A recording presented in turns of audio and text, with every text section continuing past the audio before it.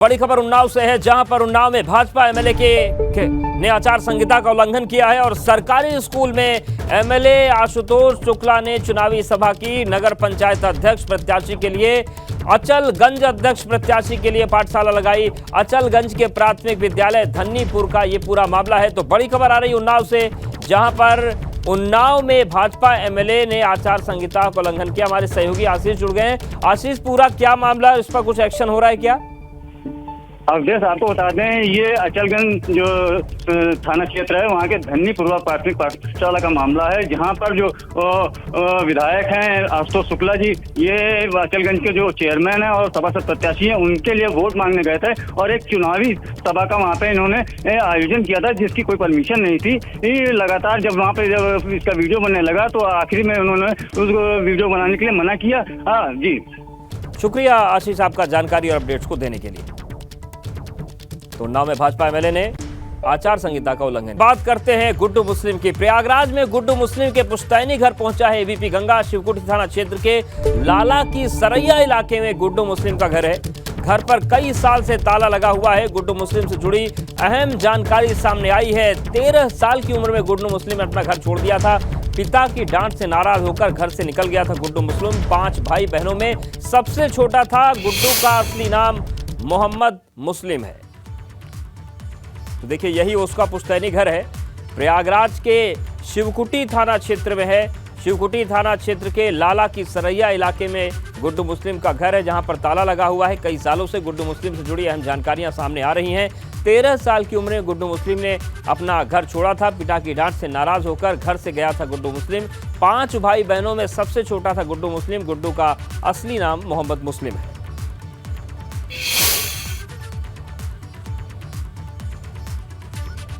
तो देखिए, ये तो तस्वीरें दिखा रहे हैं हम आपको। पहला उसका घर, जहां पर लंबे वक्त से ताला लगा हुआ है, और दूसरी तस्वीर आप देखिए बरेली जेल की तस्वीर। इसके अलावा ये तस्वीर उमेश पाल के घर के ठीक सामने, जहां पर गुड्डू मुस्लिम बम बरसा रहा था, और ये है गुड्डू मुस्लिम की तस्वीर। तो एक तरफ उसका घर है, उसका पुश्तैनी मकान जहां ताला लगा हुआ है, नोटिस चस्पा है, एबीपी गंगा भी वहां पहुंचा, और दूसरी तस्वीर आप देखिए किस तरीके से वो बम बरसा रहा था। और पुलिस तलाश कर रही है, लेकिन फिलहाल गुड्डू मुस्लिम का अब तक कोई पता नहीं चला है। और उसके घर पर एबीपी गंगा पहुंचा।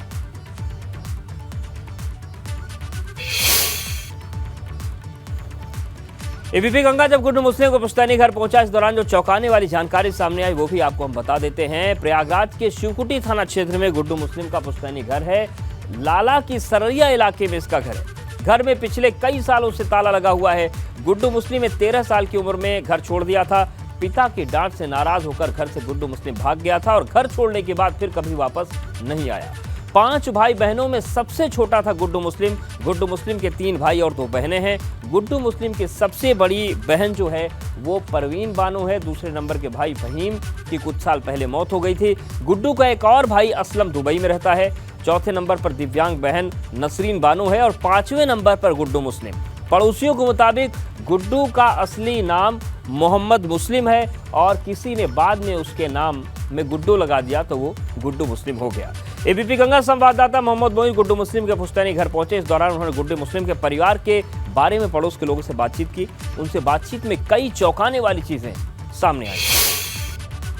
उमेश पाल शूटआउट केस में नामजद आरोपी और 5 लाख रुपए के इनामी गुड्डू मुस्लिम का अभी तक कोई पता नहीं चल सका है। इस बीच हम गुड्डू मुस्लिम के उस घर पर आप पहुंचे हैं जहां पर उसकी पैदाइश हुई थी। ये खंडहर नुमा ये घर आप देख रहे हैं, ये गुड्डू मुस्लिम का पुश्तैनी घर है। पहली बार यहां पर एबीपी चैनल की टीम यहां पर पहुंची हुई है। इस घर को तलाशते हुए हम पहुंचे हैं। यहाँ पर आप देख सकते हैं कि दिल्ली पुलिस की स्पेशल सेल ने एक नोटिस भी लगा रखा है। घर पर ताला लगा हुआ है। हालांकि गुड्डू मुस्लिम के बारे में यहाँ के लोगों को बहुत ज़्यादा जानकारी नहीं है। लोगों का कहना है कि यहाँ पर जो लड़का रहता था उसका नाम मुस्लिम था। गुड्डू नाम कैसे पड़ा और वो कैसे अपराध की दुनिया में आ गया, इस बारे में यहाँ के लोगों को बहुत ज़्यादा जानकारी नहीं है। तो यहाँ पर तमाम लोग आप मौजूद हैं। आप देख सकते हैं कि यहाँ पर बाहर की तरफ काफ़ी लोग खड़े हुए हैं। हम जल्दी जल्दी इनसे बात करते हैं और जानने की कोशिश करते हैं कि आखिरकार गुड्डू मुस्लिम के बारे में वो क्या कुछ जानते हैं। सर, आप यहीं के रहने वाले? जी हाँ। ये गुड्डू मुस्लिम नाम आपने सुना, यहाँ जो लड़का रहता था जिसके बारे में चर्चाएं हो रही हैं आजकल खूब, क्या नाम था उसका और गुड्डू नाम कैसे पड़ा? गुड्डू तो ये बाहर हो गई, मैंने लाड़ प्यार में पहले हुआ होगा, लेकिन मुस्लिम कहते थे बस उसको। हाँ मुस्लिम नाम था, मोहम्मद मुस्लिम। हाँ, ये 3 भाइयों के हिस्से में है। हाँ, एक फ़हीम था, अभी इंतकाल हुआ, एक सऊदीया में है, इसका भाई असलम बहुत अच्छा लड़का वो भी है। हाँ, ये थोड़ा 13 साल की उम्र में थोड़ा सा बाहर निकल गया, गाड़ी घोड़ा का काम करता था, वहीं से थोड़ा बदमाशी लाइन में आ गया, तब से फिर नहीं आया। 13 साल की उम्र में गुड्डू मुस्लिम ने घर छोड़ दिया था। हाँ हाँ हाँ, बिल्कुल बिल्कुल। इसके माँ बाप इसको बेदखल भी कर दिए थे, इनके पास प्रमाण भी होगा। हाँ, क्यों बेदखल कर दिया था? बदमाशी से, बदमाश जो हो गया था। हाँ, मतलब अपराध करने लगा तो आए दिन पुलिस आती होगी, परेशान पूरे परिवार को करती होगी, तो इस वजह से परिवार ने इससे रिश्ता नाता तोड़ लिया था। जी जी हाँ, बिल्कुल। मैंने ये सुना, प्रमाण तो नहीं देखा, लेकिन ये सुना कि वो बेदखल होकर इसके माँ बाप कर दिए थे। इनके जो वालिद थे उनका क्या नाम था और वो क्या करते थे? ये राजमिस्त्री का काम करते थे, बिल्डिंग वर्कर थे। हाँ, मजदूर टाइप थे। हाँ, ये जो नाम गुड्डू मुस्लिम पड़ा था, यहाँ जब ये रहता था तभी गुड्डू मुस्लिम था, या गुड्डू नाम बाद में पड़ा, यहाँ से भागने के बाद किसी ने दिया? नहीं, बचपन में रहा होगा गुड्डू मुस्लिम, लेकिन 13 साल की उम्र में चला गया, फिर लोगों को पता नहीं कैसे पड़ा गुड्डू मुस्लिम की, मुस्लिम था। हाँ, आप लोगों को भी नहीं याद है? नहीं नहीं। अच्छा देखिए, यहाँ पर इनके ये कि पड़ोसी हैं, हम इनसे बात कर लेते हैं। इनको काफ़ी जानकारी है क्योंकि ये ठीक सामने के मकान में रहते हैं जो है वो।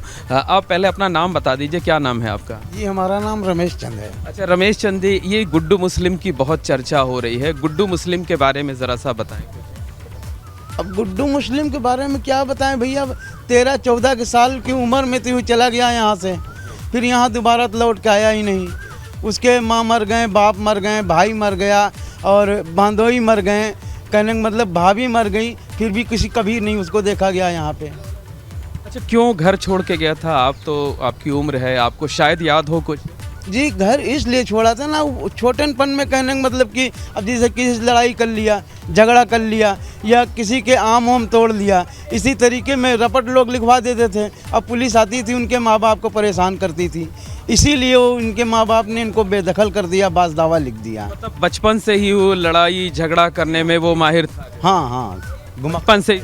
जी हाँ, घुमक्कड़ टाइप का था। सबका यही कहना है कि जो गुड्डू मुस्लिम है वो 13 साल की उम्र में घर छोड़कर चला गया था, और उसके बाद जब एक बार घर छोड़ा तो वो फिर कभी लौट करके नहीं आया। उसकी हरकतें होती थी, क्राइम की जो वारदातें होती थी उसमें वो शामिल रहता था। आए दिन पुलिस यहाँ घर पर छापेमारी करती थी, और इसी से तंग आ करके, नाराज़ होकर उसके वालिद, जिनका नाम मोहम्मद शफीक उर्फ मिट्ठन था, उन्होंने उसे अपनी जायदाद से बेदखल कर दिया था। सारे रिश्ते नाते परिवार के लोगों ने तोड़ दिए थे, हर तरह के रिश्ते ख़त्म कर दिए थे। और एक बार जब गुड्डू मुस्लिम यहाँ से गया तो ना कभी तीज त्योहार में आया, ना शादी ब्याह में आया, और ना ही माँ बाप की मौत पर आंसू बहाने के लिए यहाँ पर आया। उसने भी हर तरीके से रिश्ते नाते ख़त्म कर दिए थे। कैमरामैन अनुराग द्विवेदी के साथ मोहम्मद मोइन, एबीपी नेटवर्क, प्रयागराज। निकाय चुनाव प्रचार में उतरे सपा अध्यक्ष अखिलेश यादव। गोरखपुर में चुनावी सभा को उन्होंने संबोधित किया है। सपा अध्यक्ष अखिलेश यादव ने भाजपा पर निशाना साधा। गोरखपुर में प्रचार के दौरान सपा अध्यक्ष ने हमला बोला। उन्होंने कहा कि यूपी में सड़कें बदहाल हैं, अस्पताल खस्ताहाल हैं, हर शहर में आवारा जानवरों से लोग परेशान हैं। भाजपा सरकार कोई नई मेट्रो योजना शुरू नहीं कर पाई। टैक्स के नाम पर जनता की जेब ढीली हो रही है। और उन्होंने ये भी कहा कि 5,000 करोड़ में बन रही 90 किलोमीटर सड़क सपा मेयर प्रत्याशी काजल निषाद के लिए उन्होंने गोरखपुर में रैली की। तो अखिलेश यादव की तस्वीर हम आपको दिखा रहे हैं। आज उन्होंने गोरखपुर में जनसभा की और प्रचार के दौरान उन्होंने यूपी सरकार के कामकाज पर जमकर हमला बोला। यहाँ कभी कभी देखने को मिलता है कि सड़क नीची है कि नाली ऊपर है, पानी कहां से निकलेगा। और एक ऐसी सरकार जिसने अपने पहले 5 साल के कार्यकाल में और इस कार्यकाल में जो शुरुआत हो गई है, जो नाली न बना पाई हो, नाला न बना पाई हो, पानी का निकास का इंतजाम न कर पाई हो, वो पार्टी कैसे उम्मीद कर सकती है कि वो उसके पक्ष में मतदान होगा। ये लोग जो ज्यादा बोलते हैं कानून व्यवस्था पर, गोरखपुर की अलग से किताब छापी जाए कि पिछले 5 साल में कितनी घटना हुई हैं, कितनी हत्या हुई हैं, कितनी बेटियों के साथ छेड़खानी हुई है, कितनी महिलाओं के साथ बलात्कार हुआ है। एक और अखिलेश यादव ने निकाय चुनाव के प्रचार के दौरान भाजपा पर हमला बोला, तो वहीं अखिलेश के धीमे प्रचार को लेकर डिप्टी सीएम केशव प्रसाद मौर्य ने तंज कसा। डिप्टी सीएम ने कहा कि अगर अखिलेश प्रचार के लिए नहीं निकल रहे हैं तो मैं हाथ पकड़कर उन्हें नहीं बुला सकता। साथ ही केशव प्रसाद मौर्य ने कहा कि शायद उन्हें अपनी हार का आभास हो गया है, इसलिए वो प्रचार नहीं कर रहे हैं। डिप्टी सीएम केशव प्रसाद मौर्य आज संगम नगरी प्रयागराज में चुनाव प्रचार के लिए आए हुए हैं। उनसे बात कर लेते हैं। ये बताइए, निकाय चुनाव में भारतीय जनता पार्टी के लिए किस तरह की संभावनाएं? निकाय चुनाव में प्रयागराज सहित पूरे प्रदेश में कमल खिल रहा है। सपा बसपा कांग्रेस को जनता ने अस्वीकार कर दिया है, नकार दिया है और लोगों का विश्वास डबल इंजन सरकार को ट्रिपल इंजन की सरकार बना करके और विकास के लिए समर्पित करने का है, सुशासन के लिए, भ्रष्टाचार से मुक्ति के लिए, गुंडागर्दी से मुक्ति के लिए। तो इसके लिए जो लोगों का समर्थन मिल रहा है वो भरपूर मिल रहा है। आज का भी जो कार्यक्रम जिसमें मैं अभी शामिल होकर के आ रहा हूँ, यहाँ भी प्रयागराज के जो क्रीम लोग हैं वह सारे लोग एकत्र थे और मुझे पूरा विश्वास है कि प्रदेश के हम सारे महापौर और अधिक से अधिक पार्षद जीत रहे हैं, लेकिन प्रयागराज में एक अलग रिकॉर्ड बनेगा। कुंभ के यहाँ पर तैयारियां होने वाली हैं, तो अगर यहाँ बीजेपी का मेयर जीतता है तो वो कितना बीजेपी का ही मेयर जीतेगा, ये आप एकदम विश्वास रखिए। और कुंभ और यहाँ का विकास दोनों एक दूसरे का पूरक है। विकास की जो अभी कुछ दिखाई दे रहा है वो विकास की झांकी है, पूरी पिक्चर आना बाकी है। तो इस बार कुंभ और ज़्यादा हाँ, निश्चित तौर से। पिछली बार तो अर्धकुंभ था, इस बार तो कुंभ है। कुंभ से पहले हम लोग 6 लेन ब्रिज बना के तैयार कर देंगे, रिंग रोड बना करके तैयार कर देंगे। शहर में और कई प्रोजेक्ट हैं, गंगा जी के घाटों का रिवर फ्रंट वगैरह बनाने का है, वो सब समयबद्ध तरीके से पूरा करेंगे। पहले चरण का प्रचार खत्म होने पे अखिलेश यादव अभी तक प्रचार के लिए निकले ही नहीं है। तो मैं उनको लेकर के नहीं जाऊंगा कि चलो प्रचार करो, जब वो चुनाव हार रहे हैं तब वो कैसे जाएंगे? मतलब उनको आभास हो गया कि हम हार रहे हैं। अगर आभास नहीं होता तो प्रचार करते हैं। अच्छा, जो प्रियंका जी थी वो भी बहुत यूपी में घूमती रहती थी, कोई घटना होती थी तो आप लोगों पे हल्ला बोलती थी, वो भी कहीं नजर नहीं आई। देखिए, इस समय प्रियंका जी नहीं, इस समय बीजेपी का डंका बज रहा है। बिल्कुल, ये हैं डिप्टी सीएम केशव प्रसाद मौर्य, जिनका ये कहना है कि भारतीय जनता पार्टी विकास के मुद्दे पर चुनाव लड़ रही है और उसे इसमें ज़रूर सफलता मिलेगी। कैमरामैन अनुराग द्विवेदी के साथ मोहम्मद मोइन, एबीपी गंगा, प्रयागराज। निकाय चुनाव प्रचार में पिछड़ने पर सपा की सफाई सामने आई है। सपा के राष्ट्रीय महासचिव रामजी लाल सुमन का बयान आया। उन्होंने कहा कि सभी पार्टियों के प्रचार का तरीका अलग होता है और जनता तय करेगी कि आशीर्वाद किसे देना है। वहीं प्रधानमंत्री के मन की बात कार्यक्रम को उन्होंने इवेंट मैनेजमेंट बताया है।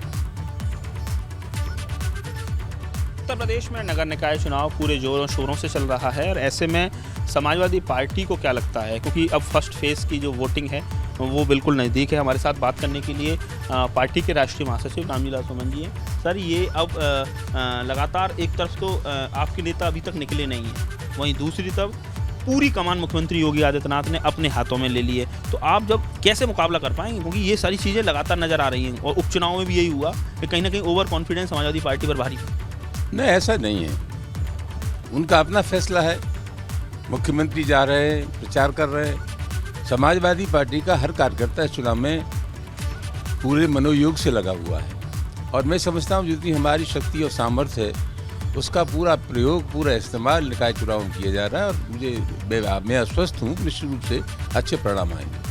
अच्छे परिणाम आएंगे सर, क्योंकि आप जब धरातल पर मेहनत नहीं होगी, ज़मीन पर आपके नेता नज़र नहीं आएंगे, कोई स्ट्रेटजी नहीं होगी, तो आप उस पार्टी से जो लगातार जिसका दायरा व्यापक हो रहा है आप उससे कैसे लड़ पाएंगे? नहीं, ऐसा है, ये देश के प्रदेश के पैमाने पर आप सोच रहे हैं, लेकिन हमारे कार्यकर्ता और हमारे नेता स्थानीय स्तर पर हर जगह सक्रिय और विशुद्ध वैज्ञानिक तरीके से चुनाव कैसे जीता जाए उसके लिए काम कर रहे हैं। कुल मिला के राष्ट्रीय महासचिव रामजी लाल सुमन एबीपी गंगा के तमाम सवालों को उन्होंने जवाब दिए।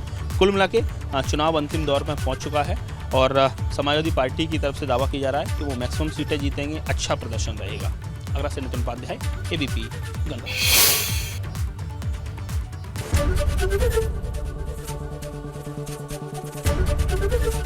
एबीपी गंगा, खबर आपकी, जुबान आपकी।